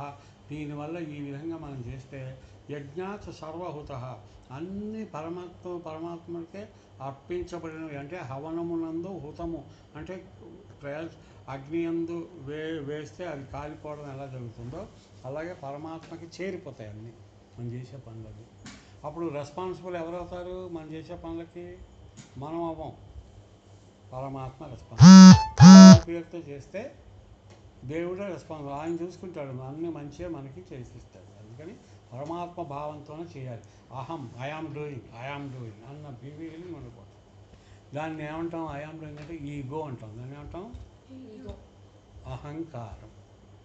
అహంకారం అనేది ఎప్పుడు దేవుడి పేరుతో చేస్తే ప్రతి పని యజ్ఞం అనుకుంటే సప్తాశ్యాసన పరిధయ అని గుర్తు చేసుకుంటే అసలు మనకి అహంకారం ఉండదుగా, అన్నీ పరమాత్మకే అయిపోతాయి. అప్పుడు ఇంకా మనల్ని ఎవరు ద్వేషించే వాళ్ళు ఉండరు. ఎవరైనా ద్వేషించినా మనకి లెక్క ఉండదు. అసలు ఆ దృష్టి మనకి రాదు, అయిపోయింది. అది చెయ్యాలి, చేసాము అంతే. దాని ఫలితం అది చదవలేదు. ఇప్పుడు వస్తలేకపోతుంది. రాలేదా? ఓహో వచ్చిందా? అంతే అంతే. అలాగ అలవాటైపోతుంది వే ఆఫ్ థింకింగ్. ఎప్పుడైతే అలా ఉన్నామో అంతే అంతే అంతే అంతే అంతే బెస్ట్. అలాగే ఉండాలి. అది కరెక్ట్ అప్లికేషన్ ఆఫ్ ట్రూత్. అంటే నిజాన్ని తెలుసుకోవడం వేరు, తెలుసుకుని అన్వయించుకోగలగాలి. తర్వాత సంవృతం ఎవరికి వాడు. ఇప్పుడు నీకు ఆకలిస్తుంది అనుకో, నాకు ఆకలిస్తా అంటే అయితే నేను అన్నం తింటానే అంటా అనుకో, నీకు ఏమైనా కడుపు నిండుతుందా? నీకు తోచిన పనులు నువ్వు చెయ్యాలి. ఎవరికి వాళ్ళు ఇది తెలుసుకుని చేస్తే అంత గ్రేటే. అంతే కదా. ఎవరి పని వాళ్ళు చేస్తే అంత ప్రాబ్లం ఉంటుంది. అందుకనే ఒక ఇల్లు కట్టాలనుకో, ఒక ఇటుక, ఆ ఇటుకకి సిమెంట్, మళ్ళీ ఇంకో ఇటుక, మళ్ళీ ఇంకోటి, ఇలాగా కొన్ని వేల ఇటుకలు గోడల్లాగా దానిలాగా గోడల్లాగా కడితే అప్పుడు ఏమవుతుంది? అది ఇల్లు అవుతుంది. అందుకని ప్రతి ఇటుక్కి కూడా అందులో పార్టిసిపేషన్ ఉంది, రెస్పాన్సిబిలిటీ ఉంది. అవునా కదా. అలాగే మన లైఫ్లో ప్రతి ఇన్సిడెంట్కి ఉంది, ప్రతి థింకింగ్కి ఉంది, ప్రతి టైం స్పెండింగ్కి ఉంది, ప్రతి మూమెంట్కి ఉంది. మీరు ఆ క్లాస్లో చెప్పినప్పటి నుంచి మా అయ్యారు నేను తుడుస్తున్నా, స్టిక్ ఫేస్ తుడుస్తున్నా, ముగ్గు పెడుతున్నా, ఇంకొంచెం నీట్గా లైన్ రావాలి. నిజంగా యజ్ఞం అన్న ఫీలింగ్, వంట చేస్తున్నా ఇంకొంచెం చక్కగా సన్నగా తరగాలి అన్న ఫీలింగ్ మైండ్ అలా ఫిక్స్ అయిపోయింది. అది ఋషులు చెప్పింది. అది నిజంగా గ్రేట్ పీపుల్. వాళ్ళు ఇప్పుడు చెప్పారు, అసలు కొన్ని లక్షల ఏళ్ళ క్రితం చెప్పారు. మహాయుగం అంటే 43,32,000 సంవత్సరాలు ఒక మహాయుగం. ఇలాంటి మహాయుగాలు ఎన్నిటికి ముందు చెప్పారో ఎవరికి తెలియదు. తర్వాత సంవృతం వృషదాజ్యం ఆ, పసాగుస్తా ఏది ఇంకొన్ని దేవాయజయంత సాధ్యావశేష్యే తస్మాత్ యజ్ఞ సర్వతః సంభృతం వృషదాజ్యం పశుంస్తాక్ చక్రే వాయువ్యామాశే. ఈ విధంగానే అన్ని రకాలైనటువంటి పరమాత్మ ఇప్పుడు ఆ దృష్టితో మనకు ఈ దృష్టి వచ్చాక ఇప్పుడు అరణ్యాలకేసి చూడండి, గ్రామాలకేసి చూడండి, పట్టణాలకేసి చూడండి. అంటే ఇది ఊరికే ఉదాహరణలు. ఎక్కడ ఏ దిక్కులో ఎవరిని ఏది చూసినా అదొక మహాయజ్ఞం యొక్క ఫలితము అని అర్థమవుతుంది. అరణ్యంలో వృక్షాలు ఏం చేస్తున్నాయి? పెద్ద యజ్ఞం చేస్తున్నాయి. అరణ్యంలో వృక్షాలు ఏం చేస్తున్నాయి? యజ్ఞం చేస్తున్నాయి. గ్రామాల్లో మనుషులు ఏం చేస్తున్నారు? యజ్ఞం చేస్తున్నారు. పట్టణాల్లో యజ్ఞం, అంతా యజ్ఞమే. ఆ లెక్కన ఇప్పుడు ఆయన మోదీ గారు ఏం చెప్పాడు? అక్కడ కూర్చొని ఢిల్లీలో కూర్చొని చెప్పాడు అంతా లాకౌట్ అని. మనం అంతా మన సొంతంగా బాధ్యత తీసుకుని యజ్ఞం చేస్తున్నాం. దానివల్ల మన ఇండియాలో 1000కి కూడా మించలేదు మొత్తం మరణాలు. అదే అమెరికాలో 2,75,000 పైన ఉంది. అంతే. వీరు ఏది చూసినా ఆ కళ్ళజోడులోంచి, ఆ చూపులోంచి, ఆ అండర్స్టాండింగ్లోంచి, ఆ ఎస్టిమ్యులేషన్ అంటాం, ఆ అండర్స్టాండింగ్లోంచి చూడాలి. అరణ్యాత్ గ్రామాశ్చయే. తర్వాత తస్మాత్ యజ్ఞాత్ సర్వహుతః. తస్మాత్ యజ్ఞాత్ సర్వహుతః. తర్వాత రుచ సామాన్య జిజ్ఞరే నా చేతికి ఇచ్చే కొంచెం స్పీడ్ చేస్తాను. రుచ సామాన్య యజ్ఞరే ఛందాంసి అగ్ని యజ్ఞరే తస్మాత్ యజుస్తస్మాత్ జాయత. ఈ విధంగా ఏది తీసుకున్నా ఛందాంసి యజ్ఞరే తస్మాత్. ఛందస్సు అనేది కూడా ఆ విధంగా. ఛందస్సు అంటే ఏంటి? శబ్దమునకు ఒక నియమమును కలిగించడం. ఆ శబ్ద నియమాలు మనం ఇప్పుడు ఇదే నోరు, ఇదే కంఠం, ఇదే నాలుక, కానీ ఎన్ని భాషలు మాట్లాడుతుందో ఒక చోటుకి వెళ్తే మాట్లాడే భాష మనకు అర్థం కాదు, వాడి భావాలు మనకు అర్థం కాదు. ఇదే సౌండ్ వాడు ఒక రకంగా చేస్తే ఒక భాష అయింది, ఒక రకంగా చేస్తే ఒక భాష అయింది, ఒక రకంగా చేస్తే హిందీ అన్నారు, ఒక రకంగా అదే నోరు, అదే నాలుక. అవును కదా? కాబట్టి ఛందాంసి యజ్ఞరే తస్మాత్. కాబట్టి ఆ సేమ్ సౌండ్ని కొంచెం అటు ఇటు ట్విస్ట్ చేయడంతో భాషలు మారిపోతున్నాయి. ఈ విధమైనటువంటి ఒక వండర్ఫుల్ అట్మాస్ఫియర్కి రావడం అంటే తస్మాత్ ఆయన యొక్క గొప్పతనమే. ఎవరా మహానుభావుడు? పరమాత్మ, పరమ ఆత్మ. తస్మాత్ అశ్వాజాయత. ఈ విధంగానే ఉదాహరణ చెప్పారు. అశ్వములు ఆ విధంగానే పుట్టాయి. అన్ని జంతువులు అలాగే పుట్టాయి. అశ్వం అని ఎందుకు చెప్పారు? ఈ అశ్వానికి ఉన్న గొప్పతనం ఏంటంటే అది ఎప్పుడూ నిలిచినే ఉంటుంది. అశ్వము కూర్చోవడం అనేది ఎక్కడా ఉండదు. ఏదైనా జంతువు కూర్చుంటుంది పాపం, కానీ అశ్వం కూర్చోదు. గుర్రం, హార్స్, అది కూర్చుంది అంటే ప్రాణం పోయినట్లు లెక్క. ప్రాణం పోతేనే అది కోల్పోతుంది. అటువంటి పెక్యూలియర్ టైప్ ఆఫ్ లివింగ్ ఉన్నటువంటి అశ్వము కూడా పరమాత్మయే సృష్టించాడు. అది కూడా యజ్ఞమే చేస్తుంది. ఏతేచో అభయాగతః అగావోహ యజ్ఞరే తస్మాత్ జాతాయావయ యత్పురుషం యదదుః కటిధావ్యకల్పనయన్. అటువంటి పురుషుడు మరి ఇంత గొప్పవాడు కదా, కనీసం ఇంతైనా మీరు వర్ణించలేరా, కాస్త చెప్పలేరా అని ఋషులకే మనకే వస్తుంది డౌట్. అందుకని ముఖం కిమస్య కౌ బాహు కా ఊరు పాగా ఉచ్యేతే అని 4 ప్రశ్నలు వచ్చాయి. ముఖం కిం అస్య కౌ బాహు కా ఊరు పాగా ఉచ్యేతే. మరి మనకి డౌట్ వస్తుంది, ఇంత గొప్పవాడు ఇంత రూపంలో ఇక్కడ కూర్చున్నాడు, అంత గొప్పవాడు, ఆయన విశ్వాన్ని మనం అర్థం చేసుకోవడానికి 1/4 కూడా మనకు తెలిసినంత కలిగితే 1/4 కూడా కాదు. మరి ఆయన ముఖం ఏమిటి? ముఖం కిం అస్య ఈ యొక్క పురుషుడు యొక్క ముఖం కిం ఏమిటి? ఆయన ముఖం. కౌ బాహు ఆయన బాహువులు ఏమిటి? కా ఊరు ఆయన నడుము తొడలు ఏమిటి, పాద ఉచ్చేతి, ఆయన పాదాలు ఏమిటి అని ఆయన అడుగుతారు. అసలు రూపం ఏంటి అని ఋషులు అని అడిగారు, అంటే గౌరవ నుంచి అడిగారు. శాంతి. బ్రాహ్మణోస్య ముఖమాసీత్, దానికి 4 ప్రశ్నలకి 4 జవాబులు వచ్చాయి.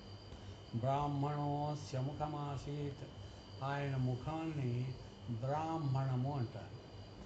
అంటే మేధాశక్తి పరమాత్మ. మన శరీరంలో కూడా పరమాత్మ ఉన్నాడు. ఇది బ్రాహ్మణం. బ్రహ్మ భావన, పరబ్రహ్మకి ఆశ్రయం ఇచ్చిన స్థలము. అంటే మేధాశక్తి, తెలివితేటలు, intelligence, wisdom, discretion power, discrimination, ఇదంతా కూడా బ్రాహ్మణం. అదే కులం కాదు. కులం అనేది నాథింగ్, 0 0 0 0. బ్రాహ్మణోస్య ముఖమాసీత్, ముఖం ఆసీత్ బ్రాహ్మణ. బాహు రాజన్యకృత, ఆయన బాహువుల్ని రాజుగా మనం పిలవచ్చు. బాహు అంటే షోల్డర్స్. అంటే మనం ఇది దీంతో శరీరం నడుస్తూ ఉంటుంది. ఇదే నడుస్తుంది శరీరాన్ని. కూర్చో, నుంచో, నిద్రలే, నిద్రపో, తిను, మంచి పని చేయి, ఇవన్నీ చెప్పేది ఇదేగా. అది బ్రాహ్మణము, మేధాశక్తి, తెలివి. బాహు రాజన్యకృత, రాజా అంటే డిఫెన్స్ డిపార్ట్మెంట్. రాజా అంటే అర్థం ఏంటి? రక్షించినది. అందుకనే ఆ దేశాన్ని పరిపాలించి రక్షించేవాడికి రాజు అని పేరు పెట్టారు. అది కులం కాదు. బాహు రాజన్యకృత అంటే మనం నడుస్తున్నాం, చూడకుండా అరటిపండు మీద తొక్క మీద కాలేసాం, జారి పడుతున్నాం. అప్పుడు తలతో అడ్డుకుంటామా, కాలుతో అడ్డుకుంటామా, మోకాలతో అడ్డుకుంటామా, చెయ్యి వెళ్ళిపోతుంది మనం తెలియకుండా. అంటే రక్షణ అనే కాన్సన్ట్రేషన్ ఎవరు చూస్తున్నారనమాట? మనం చెయ్యా నువ్వు వెళ్ళు అని అనం, ఓ ఎడమ చెయ్యి ఈసారి నువ్వు వెళ్ళు అనే లోపల మనం పడిపోతాం. కాబట్టి మనం అనకుండా ఆటోమేటిక్గా ఎవరు ఎడతారు? చెయ్యి ఎడుతుంది, బాహువులు ఎడతాయి. కాబట్టి బాహు రాజన్యకృత. మన శరీరానికి డిఫెన్స్ డిపార్ట్మెంట్, ఇంటెలిజెన్స్ డిపార్ట్మెంట్ ఇది బ్రాహ్మణం, డిఫెన్స్ డిపార్ట్మెంట్ ఇది. ఊరు తదస్య యద్వైశ్య, వైశ్య అంటే బిజినెస్ డిపార్ట్మెంట్ ఇది. వెళ్ళిన ఆహారం జీర్ణం అవ్వడం, ఏ ఆహారం ఎలా జీర్ణం అవ్వాలి, ఎక్కడ జీర్ణం అవ్వాలి, ఏ రసాలు ఉత్పత్తి చేయాలి, ఎలా చేయాలి, అయిపోయిన దాన్ని పనికొచ్చేదాన్ని ఇక్కడి నుంచి ఇక్కడ దాకా ఆపాల మస్తకం ఎలా పంపించాలి, ఆ పవర్ అంతా బలాన్ని ఎలా పంపించాలి, రక్తంలో ఏం కలపాలి, రక్తాన్ని పలచగా ఉంచాలి, ఏవో చాలా చాలా చాలా పనులు. Business of the body. Waste అయిందల్లా తీసి పడేయడం, ఇదంతా వైశ్య డిపార్ట్మెంట్, బిజినెస్ డిపార్ట్మెంట్. ఊరు తదస్య వైశ్య. పద్భ్యాం శూద్ర అజాయత. శూద్ర అనేది, అది శూద్ర అనేది కులం పేరు కాదు. పద్భ్యాం శూద్రో అజాయత.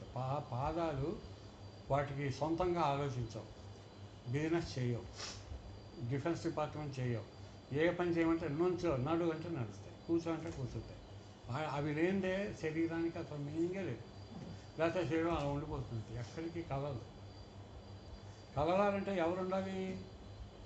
ఇది కాదు, ఇది కాదు, ఇవి నడవవు, ఇది నడవదు. ఏముండాలి? పాదాలు. ఏ చిన్న పనులు మైండ్తో సంబంధం లేని చిన్న పనులన్నీ ఇవి చేయాలి. ఉత్పత్తి కార్యక్రమాలన్నీ ఇవి చేయాలి. పెద్ద బిజినెస్ వర్క్, మైండ్తో ఏం సంబంధం లేదు. అవును కదా. అలాగే సంఘంలో కూడా తెలివైన వాళ్ళు, ఇంటెలిజెన్స్ వాళ్ళు సంఘాన్ని నడుపుతూ ఉంటారు. బ్రాహ్మణము ఇంటెలిజెంటే, కులం కాదు. అలాగే రక్షణ డిపార్ట్మెంట్ ఉంటారు ఒక దేశానికి, డిఫెన్స్ డిపార్ట్మెంట్. మిలిటరీ వాళ్ళు, ఆర్మీ వాళ్ళు రాజులు అంటే రాజరికం అంటే రక్షణ చేసేవాడు. తర్వాత బిజినెస్ చేసేది వైశ్య సంబంధమైన లక్షణం. అలాగే చెప్పులు కొట్టడం, రకరకాలైన చిన్న పనులు చేయడం, పొలం పనులు చేయడం, ఇలాంటివన్నీ అవన్నీ చేయి. వాళ్ళు లేనిది అసలు సంఘమే లేదు, వాళ్ళు లేనిది అసలు మనకు బతికే లేదు. ఇప్పుడు నేను మహాపండితుడిని, నా చెప్పు ఊడిపోయింది, నేనేం చేస్తా? నడుస్తుంటే చెప్పు తెగిపోయింది, నేను మహాపండితుడు కదా, ఓ సంస్కృత శ్లోకం చెప్తే అది అతుక్కుంటుందా? అతుక్కోదు. అది నేనేం చేస్తా, వెళ్ళి అక్కడ బస్ స్టాప్ దగ్గరికి వెళ్ళి వాళ్ళ దగ్గర ఇది కుట్టాలయ్యా అంటే 5 రూపాయలు ఇవ్వండి అంటాడు, కుట్టేసి వాళ్ళ దగ్గర ఉంది ఆ పని. వాడికి సంస్కృతం రాదు, వేదాలు రావు, చదువులు రావు, ఏం రావు. వాడు రైతు పని చేయడు, ఇంకో పని చేయడు, లేదా రాజులు చేసే పని చేయడు. చెప్పల్ని రిపేర్ చేయడం ఒక్కటే వాడు mechanical work without my brain. శూద్ర, సు అంటే కొసదేరిన వాళ్ళు అన్న మైండ్ అంటే ఏంటి, వాడు లేనిది అసలు సంఘమే లేదు, జనాలే లేదు. చిన్న చిన్న పనులన్నీ పాలు తేవడం, బార్బర్ ఇనప పనులు చేయడం, చెక్క పనులు చేయడం, ఇలాంటి చిన్న చిన్న మెకానికల్ వర్క్లన్నీ చేసేవాళ్ళంతా శూద్ర. ఇది 4 భగవద్గీతలో ఏం చెప్పారు, చాతుర్వర్ణ్యం మయా సృష్టం, గుణ ప్రాక్టికల్ కొత్త చాతుర్వర్ణ్యం మయా సృష్టం, గుణానికి సంబంధించి మాత్రమే నేను 4 వర్ణాలు చేశాను, బ్రాహ్మణ క్షత్రియ వైశ్య శూద్ర. ఇవి ఆయా పనుల్ని బట్టి వాటి యొక్క వాళ్ళ బాధ్యతల్ని బట్టే తప్ప కులం కాదు. ఎవరైనా చేయొచ్చు. అంత తెలివి లేనివాడు ఈ పని చేయొచ్చు, ఇంత బాగా తెలివినవాడు ఈ తక్కువ కులం ఉన్నాం అనుకున్నాడు పెద్ద పని కూడా కాదు. ఆ విధంగా కాబట్టి ఇప్పుడు ఇక్కడ ఏం చెప్పుకున్నాం మనం, పద్భాగ్యం శూద్రో జాత చంద్రమా మనసో జాత. కాబట్టి ముఖం కిమస్య కౌబాహు కా ఊరు పాదా ఉచ్యతే. దానికి జవాబు బ్రాహ్మణోస్య ముఖమాసీత్ బాహూరాజన్యకృత పూర్వోదస్య యద్వైశ్య పద్భ్యాం శూద్రో అజాయత. ముఖాదింద్రశ్చాగ్నిశ్చ, ముఖము ఇంద్రశ్చ అంటే మనస్సుకి లొంగి పనిచేసేటటువంటిది, మనస్సుకి స్థానమైంది. ముఖాద్ ఇంద్రశ్చ అగ్నిశ్చ, అగ్ని ఆలోచన విధానము, ఒక కోరిక, అవన్నీ ఇచ్ఛాగ్ని, ఆవేశాగ్ని, క్షుధాగ్ని, ఇవన్నీ ఆకలి, ఇవన్నీ కూడా అగ్నులే. కాబట్టి ముఖాద్ ఇంద్రశ్చ అగ్నిశ్చ ప్రాణాత్ వాయురజాయత. ప్రాణము వాయువు రూపంలో ప్రాణం వెళుతూ ఉంటుంది లోపల. ప్రాణం అంటే వాయువు అంటే ఆక్సిజన్ వల్లే మనం బతుకుతున్నాం. ముఖాద్ ఇంద్రశ్చ అగ్నిశ్చ ప్రాణాద్ వాయురజాయత. నాభ్యా ఆసీద్ అంతరిక్షం. ఈ నాభి అనేది మన జన్మకి చాలా ముఖ్యమైనటువంటిది. కాబట్టి అంతరిక్షము అంతటా ఎలా వ్యాపరించిందో ఆకాశము, ఈ నాభి యొక్క శక్తి శరీరానికి అంతటికి శక్తిస్తూ ఉంటుంది. నాభ్యా ఆసీద్ అంతరిక్షం శీర్ష్ణోద్యౌ సమవర్షదాత్. కాబట్టి ఈ పైన ఉన్నటువంటి ఈ బ్రహ్మ భావన ఏదైతే ఉందో, విజ్ఞానం ఏదైతే ఉందో, అది మొత్తం సమవర్షతాం శరీరాన్ని అంతటి ఈ వీళ్ళందరి యొక్క సహాయంతో పరిపాలిస్తూ ఉంటుంది. ఇది ఒక గొప్ప సైన్స్.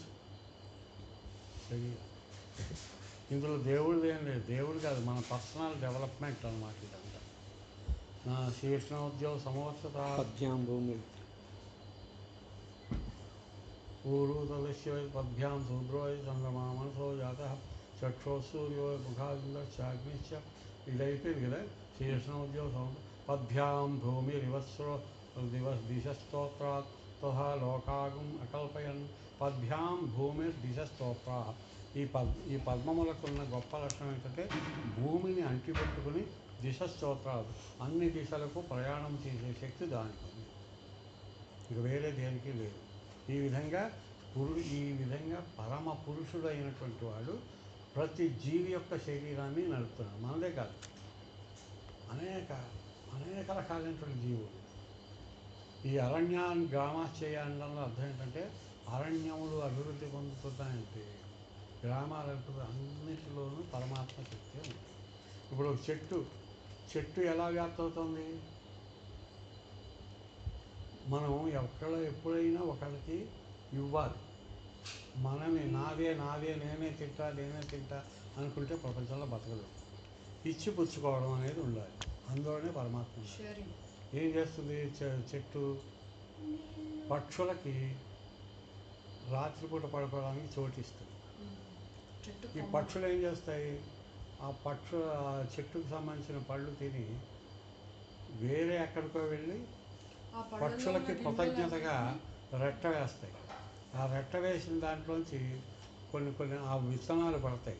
ఆ విత్తనాల్లోంచి ఈ చెట్టు యొక్క బ్రాంచ్ అక్కడ అభివృద్ధి పొందుతుంది. ఈ చెట్టు యొక్క వంశం అక్కడ అభివృద్ధి పొందుతుంది. అలాగే చెట్లు అభివృద్ధి పొందడానికి పక్షులు అభివృద్ధి పొందడానికి సుఖంగా ఉండడానికి చెట్లు, ఈ పక్షులు వదిలినటువంటి కార్బన్ డైఆక్సైడ్ ఆక్సిజన్ మాకు వద్దుముర్రో అని వదిలేసిన కార్బన్ డైఆక్సైడ్ మనకి ప్రాణం, మనం అది లేదు. మనం వద్దు అని వదిలేసిన పనికిరాని వస్తువు కార్బన్ డైఆక్సైడ్ చెట్లు తీసుకుంటున్నాయి. ప్రపంచంలో ప్రతీది కూడా ఇవ్వడం పుచ్చుకోవడం చెప్తుంది. మనం విసర్జించేసినవన్నీ ఏ భూమి మనకి జన్మించిందో ఆ భూమి మళ్ళీ తీసుకొని ఆ భూమి గట్టిపడి మళ్ళీ మనందరికీ మళ్ళీ జీవితాన్ని ఇస్తాం. ఏది పనికిరానిదంటూ లేదు, ఏది వేస్ట్ అనేది లేదు, ఏది వద్దనడానికి లేదు. మనం ఇస్తూ ఉండాలి, పుచ్చుకుంటూ ఉండాలి. ఇది ఆటోమేటిక్గా that is the theory of creation, that is the formula of living life in the universe. అందుకని ఇది నాది, నేను దాచుకుంటా, నేను తింటా, నాది, నా పొట్ట, నా జేబు కాదు. కాబట్టి అది చెప్పాలి. జీవన చక్రం అందుకని తథాలోకాగం అకల్పయం. ఈ విధంగా కల్పించి పెట్టాడు పరమాత్మ ఇవన్నీ సంబంధాలు. అటువంటి మహాపురుషుడిని మనం కీర్తించాలా వద్దా? కీర్తించాలనే జ్ఞానం ఇచ్చినవాడు కూడా ఎవరు? ఆయనే. ఆ కీర్తికి కావాల్సిన భాష ఇచ్చినవాడు ఎవడు? పరమాత్మ. కీర్తించే టైం ఇచ్చినవాడు ఎవరు? పరమాత్మ.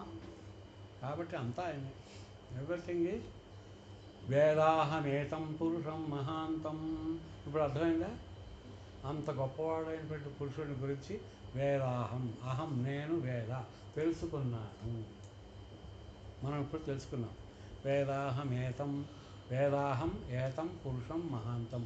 అంత మహాంతుడు అంటే సాటి లేనటువంటి పురుషుడి గురించి వేదాహం, అహం వేద, నేను తెలుసుకున్నాను.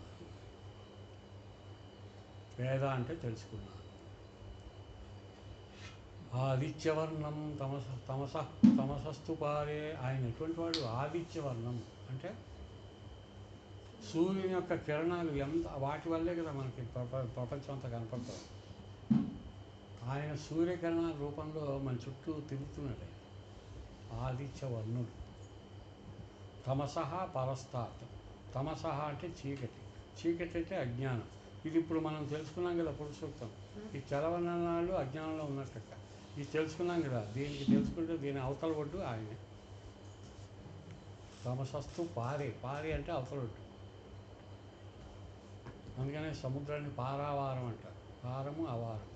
అవతల ఒడ్డు యువతల ఒడ్డు ఉంది కానీ అవతల ఒడ్డు లేనిది అవారం. అంటే పారావారం అంటే సముద్రం. అవారం అవతల ఒడ్డు మనకు తెలియదు.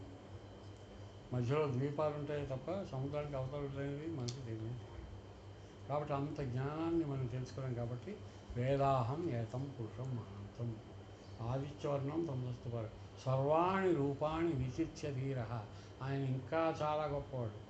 సర్వాణి రూపాణి విచిత్య, మొత్తం అన్ని జీవుల్ని విచిత్య అంటే సృష్టించినటువంటి ధీరుడు ఆయన. సర్వాణి రూపాణి విచిత్య ధీర నామాని కృత్వా. ఇది చాలా గొప్ప పదం, వాక్యం. నా పేర్లు కూడా ఆయనే పెట్టాడు. ఇప్పుడు నీకు అభిజిత్ అని పేరు పెట్టాలని అమ్మ నాన్నలకు ఎలా తట్టిందంటే ఆయన యొక్క ప్రోద్బల్యం వల్ల తట్టింది. పరమాత్మ తాను నిర్ణయించి వీళ్ళ మైండ్లో ప్రవేశించి ఆ పేరు అనిపించి చేశాడు. నామాని కృత్వ, పేర్లు పెట్టింది కూడా ఆయన. అలాగే మనం విజ్ఞానులు దీన్ని టీవీ, దీన్ని ఫ్యాన్ అని పేరు అంటున్నాం కదా. ఈ విజ్ఞానం కూడా ఇచ్చింది ఆయన. నామాని కృత్వ, పేర్లు కూడా పెట్టింది. అంటే ఇందులో మనది ఏమన్నా ఉందా? ఇప్పుడు మన ఇండివిజువాలిటీ ఎక్కడైనా ఉందా? ఇది నాది అనుకునే మా భావం కూడా మనకే ఇచ్చింది ఆయన. అందుకని సర్వాణి రూపాణి విచిత్య ధీర నామాని కృత్వా అభివదం యదాస్తే. అటువంటి వాటికి అభివదం, నమస్కారము. ధాతా పురస్తాద్యముదా జహార. ధాత అన్నిటికీ సృష్టించినవాడు. పురస్తాద్యముదా జహార సక్ర విద్వాన్ ప్రతిశస్యదస్ర తమేం విద్వాన్ అమృతయ భవతి నాణ్య పంథ అయనాయ విద్యతే. ఇంకా వేరే నా అన్య పంథ, వేరే దారి లేదు. ఇదే తెలుసుకున్నవాడు, ఇదే దీన్ని నమ్ముకున్నవాడు జీవితంలో కాస్త హాయిగా ఉంటాడు. తర్వాత యజ్ఞేన యజ్ఞేన యజ్ఞమయజంతు దేవాస్తాని ధర్మాణి పదమాన్యాసం తేహనాకం మహిమాన్ సచంద్ర పూర్వే సాధ్యా సంచి దేవా. ఇది యజ్ఞము. యజ్ఞేన యజ్ఞమజయంతి. ఈ యజ్ఞాన్ని తెలుసుకున్నవాడు చేసిన యజ్ఞంలోంచి యజ్ఞం పుడుతుంది. అంతే కదా, యజ్ఞం అనుకుని చేస్తే ప్రతి పని యజ్ఞం అయినప్పుడు యజ్ఞంలోంచి యజ్ఞైన యజ్ఞమయజంతు దేవా తాని ధర్మాన్ని ప్రథమాన్యాసం. ఈ ధర్మములన్నీ కూడా ఆ యజ్ఞము నుండి ఆవిర్భవిస్తాయి. తేహనాకం మహిమాన సత్త. ఇది సాయిబాబా హారతిలో కూడా చదువుతారు. ఆయన ఉన్నప్పుడే చదవడం పెట్టారు. తాని ధర్మాన్ని ప్రథమాన్యాసం తేహనాకం మహిమాన సచంతే యత్ర పూర్వే సాధ్యా సంతి దేవా. యత్ర పూర్వే సాధ్యా సంతి దేవా. మనం పూజించే దేవుళ్ళు అందరూ, దేవతలందరూ కూడా అందులో సంతి ఉన్నారు. తర్వాత అత్యసంభూత పృథివ్యైరసాచ. ఇది లాస్ట్కి వచ్చేసాను. అద్యసంభూత పృథివైరసాచ విశ్వకర్మణ సమవర్తతాది. ఈ విధంగా పృథివీ యందు ఈ విధమైనటువంటి భావన పుట్టి జరిగేటప్పుడు విశ్వకర్మణ సమవర్తితాది. విశ్వంలో జరిగేవన్నీ సమవర్తితాది. ఏది ఎలా జరగాలో అలా జరుగుతూ వెళ్తుంది. కాబట్టి ఈ భావంతో చేయండి. ఏది చేసినా ఈ భావంతో చేయండి. అంతేగాని కర్మణ్యేవాధికారస్తే మా ఫలేషు కదాచన. పని చేసిన తర్వాత ఫలితం ఏంటి కాదు. పని చెయ్యాలి. This is my duty. దానికి ఏమైనా తిండి పెడుతున్నావా గడియారానికి? అది చూపిస్తుంది 24 గంటలు. అవునా? అలాగే దీనికన్నా కాస్త కాఫీ పోస్తున్నావా? దాన్ని మనం దాన్ని తిట్టామనుకో అయినా పని చేస్తుంది. పొగిడామనుకో ఎక్కువ పని చేయదు, పొగిడాలి కదా. అలాగే పనిచేస్తుంది. అంటే పని చేయడం మాత్రమే కర్మణ్యేవ అధికార. అది వస్తువులకే ఉన్నప్పుడు మనం మేధాశక్తి బ్రాహ్మణ్యం ఉన్న మనం బ్రాహ్మణో శముఖమాసి బాహూరాజన్య కృత ఊరూతలస్యద్వైశ్య పద్భ్యాం శూద్రోజాయిత. మరి మనకి ఇంకెంత ఉండాలి విజ్ఞానం? అవును కదా, ఏది చేసినా. అందుచేత అంటే వాటి వెనకాతల ఒక శక్తి ఉంది అని మీరు చెప్పారు కదా. అదే వాటికి ఆహారంగా భావిస్తే అప్పుడు ఏమో అది కూడా నిజమే. అది కావచ్చు. అది కూడా కరెక్టే. అదే పరమాత్మ. దానికి అదే పరమాత్మ. అదే that is called God's spirit. That is called God's. God అంటే ఏంటి? జీ జనరేటర్, సృష్టించేవాడు. ఓ ఆర్గనైజర్, సృష్టించిన తర్వాత మనందరి చేత లైఫ్లో పనులు చేయించేవాడు. డి డిస్ట్రాయర్, చివర డిస్ట్రాయ్ చేసేవాడు, ముగించేవాడు. కాబట్టి వేదాహమేతం పురుషం మహాంతం ఆదిత్యవర్ణం మళ్ళీ రిపీట్ చేశారు. తపసః పరస్తాత్ తమేం విద్వాన్ అమృతయే భవతి. ఇది తెలుసుకోవడం అమృత జ్ఞానము. ఇది అమృతము. దీనికి మృతం అనేది లేదు, ఎండింగ్ అనేది లేదు. నా అన్యపంథ ఇతర మార్గములు లేవు. విద్యతే అయనాయ ప్రజాపతిశ్చరతి గర్భేణంతః అజాయమానో బహుధా విజాయతే. ఈ విధంగా అజాయమాన, ఆయన ఎప్పుడు పుట్టాడో, ఎలా పుట్టాడో ఎక్కడ ఎవ్వరికి తెలియదు. బహుధా విజాయతే, కానీ ఎప్పుడు నిరంతరము ప్రత్యక్షమవుతూనే ఉన్నాడు, నిరంతరము మనలో అవతరిస్తూనే ఉన్నాడు. బహుధా విజాయతే. మనందరిలో ఆయన దిగి వస్తాడు సాలెపురుగులాగా. సాలెపురుగు తన పొట్టలోంచి దారాన్ని విడుదల చేసి గూడు కట్టి ఆ గూట్లో తాను నివసిస్తుంది. అలాగే శ్రీ మహావిష్ణువు ఈ సృష్టించి రాముడిలాగా, కృష్ణుడిలాగా, వామనుడిలాగా, పరశురాముడిలాగా దిగి వచ్చి మనందరికీ చూపించాడు. బహుధా విజాయితే, అనేక రూపాల్లో మనకు. కాబట్టి మన ఇంటికి ఎదురకుండా మన ఇంటికి వచ్చిన వ్యక్తి పరమాత్మనేమో. అందుకనే వచ్చిన అతిథి దేవో భవ అంటే అర్థం ఏంటి? మొట్టమొదట మాతృదేవో భవ, జన్మనిచ్చిన అమ్మ పరమాత్మ. పితృదేవో భవ, తండ్రి పరమాత్మ. ఆచార్య గురువు దేవో భవ. గురువు అంటే జగద్గురువు శ్రీ మహావిష్ణువు కృష్ణుడు రూపంలో. తర్వాత అతిథి దేవో భవ, అంటే మన ఇంటికి వచ్చినటువంటి వాడికి మనం సకల ఉపచారములు చేసి ఆయన చెప్పిన 4 మంచి మాటలు కూడా వినాలి. అంటే తర్వాత మాతృదేవో భవ, పితృదేవో భవ, ఆచార్యదేవో భవ, అతిథి దేవో భవ, ఈ 4 కదా. ఈ 4. ఇలాంటివే ఇంకోటి ఏమన్నా ఉందా? ఈ ప్రస్తుతానికి ఇవే చాలు. ఇవే మన పెద్దవాళ్ళు ఇవే చెప్పారు. ఇప్పుడు ప్రస్తుతానికి పురుష సూక్తంలో ఇవే కన్సిడర్ చేయాలి. అంతే.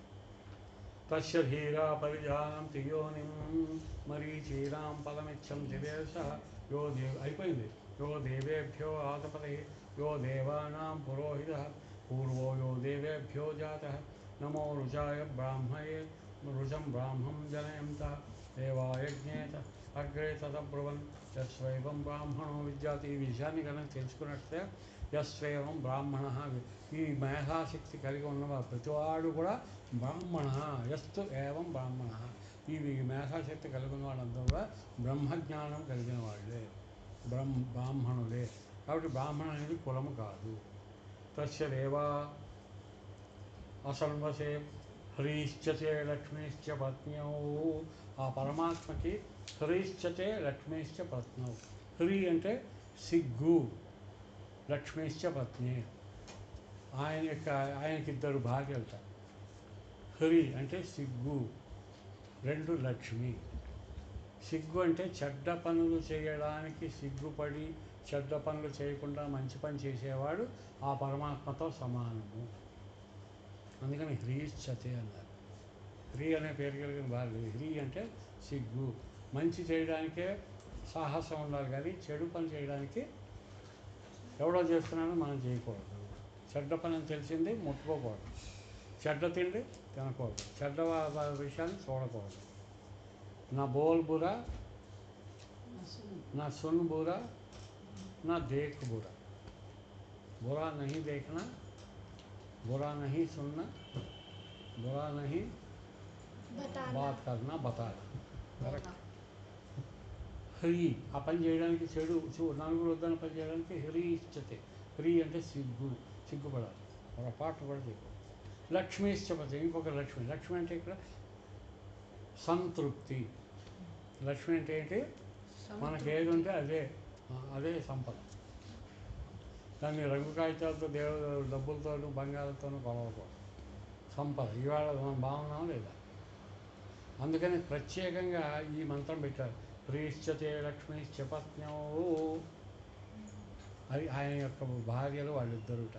అటువంటి వారిని మనం నిత్యము చూస్తుండాలి. అహోరాత్రే పార్శ్వే నక్షత్రాణి రూపం. ఈ పరమపురుషుడు మనలో దశాంగులమై ఉన్నాడు. నీవాల శోకవత్తన్వి అని ఇంకో చోట చెప్తారు. ఒక లోపల చిన్న వడ్ల గింజల రూపంలో ఉన్నాడు, వడ్ల గింజ కొస రూపంలో అంటూ దాంతోపాటు అహోరాత్రే పార్శ్వే నక్షత్రాన్ని రూపం. మన నక్షత్ర రూపములో తన యొక్క సిబ్బందిని అంతటినీ కూడా ఉంచినటువంటి వాడు ఆయన. అహోరాత్రే పార్శ్వే నక్షత్రాన్ని రూపం అంటే ఆ దూరంగా ఉంటున్న నక్షత్రాలను కూడా మనము ఒక్కొక్క నక్షత్రం ఒక్కొక్క విశ్వంతో సమానము. ఈ విశ్వానికి అధిపతి ఎవరు? ఆయన. ఆ అధిపతి ఎక్కడున్నాడు? మనలో కూడా ఉన్నాడు. పోనీ ఎంత గొప్ప. విశ్వం అంటే great universe full of stars and planets and what not.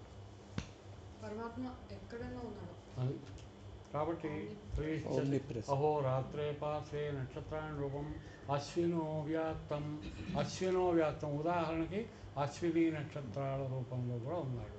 ఇక్కడ అసలైన అర్థం ఏంటంటే అశ్విని అంటే జంట నక్షత్రాలు. అశ్విని అంటే జంట నక్షత్రాలు. ఆ వాటి దయ వల్లనే మనకి జంటలు మన శరీరంలో ఉన్నాయి, నడుస్తున్నాయి. ఆ జంటల్ని కాపాడుకోవాలి. ఇది జంట, ఇది పేరు, ఇది పేరు, ఇది పేరు, కాళ్ళు పేరు. ఇలాగ అనేక పేర్స్ మన శరీరంలో ఉన్నాయి. వీటన్నిటిని we have to be very careful. అశ్వినో వ్యాప్తం. లంగ్స్ వీటిని అంటాం కిడ్నీస్. అలాగా అశ్వినో వ్యాప్తం అని ప్రత్యేకంగా చెప్పడానికి ఎస్ట్రనామికల్ ఖగోళ శాస్త్రానికి సంబంధించి అహోరాత్రే పార్శ్వే నక్షత్రాన్ని రూపం అశ్వినవ్యాత్తం ఇష్టం మనిషాణ. కాబట్టి మంచి ఇష్టాన్ని మనం పెంచుకుంటే ఆ ఇష్టాన్ని అభివృద్ధి చేసేది ఆయనే. అముం మనిషాణ, మనం ఆ విధంగా మంచి ఇష్టంతో ఏది కోరితే అది ఇచ్చేది ఆయనే. సర్వం మనిషాణ, సర్వము ఆయనే. ఇది పురుష సూక్తం.